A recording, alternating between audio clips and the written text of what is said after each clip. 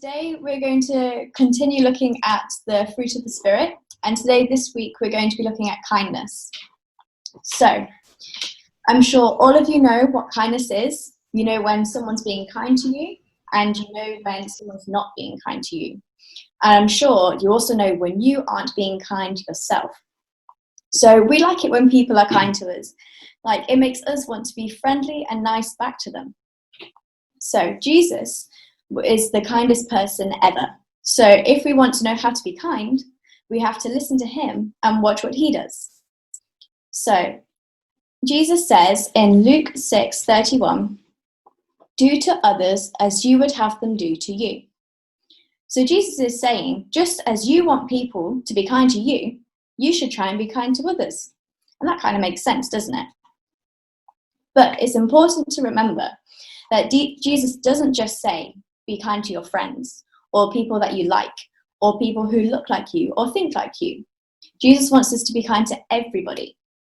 And that includes people who are mean to us and annoy us. Jesus even goes on to say, you should love your enemies and do good to them. And that could be really hard.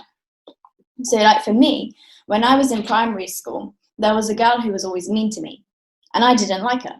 And then it came around to my birthday, and my mum said that I should invite her to my birthday party. And I was like, no way. I do not want her there. She's mean to me.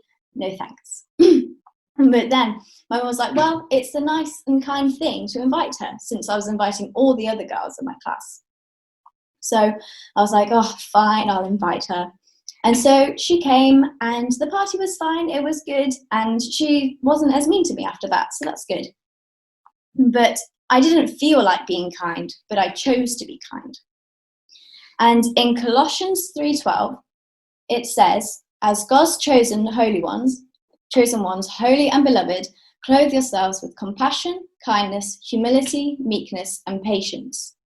And so Jesus tells us that we need to clothe ourselves with kindness.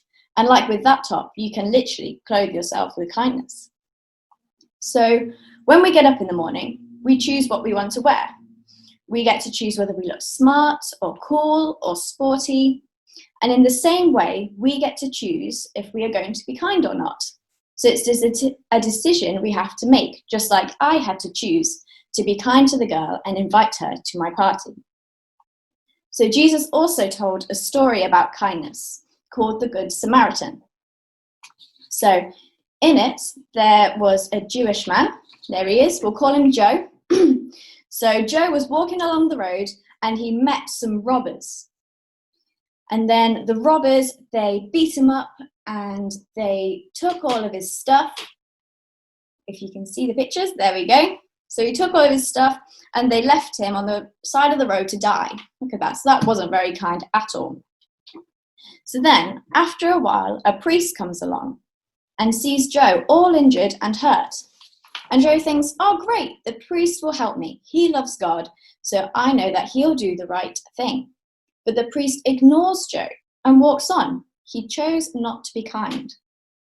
Then a teacher comes along and sees Joe and all his injuries. And again, Joe thinks, surely this teacher will help me. But no, when the teacher sees him, he quickly hurries past and doesn't help. The teacher also chose not to be kind. Then a Samaritan man came along. Now, Jews and Samaritans were enemies. They were often mean to each other. Joe, the Jew, saw the Samaritan coming and expected him to ignore him, or maybe even laugh. But instead, the Samaritan helped him up, bandaged his wounds, and put him on his donkey and paid for a hotel for him. So even though Joe was his enemy, the Samaritan man chose to be kind, because it was the right thing to do. So we need to also choose to be kind each day, and we can ask Jesus to help us, especially when we find it difficult.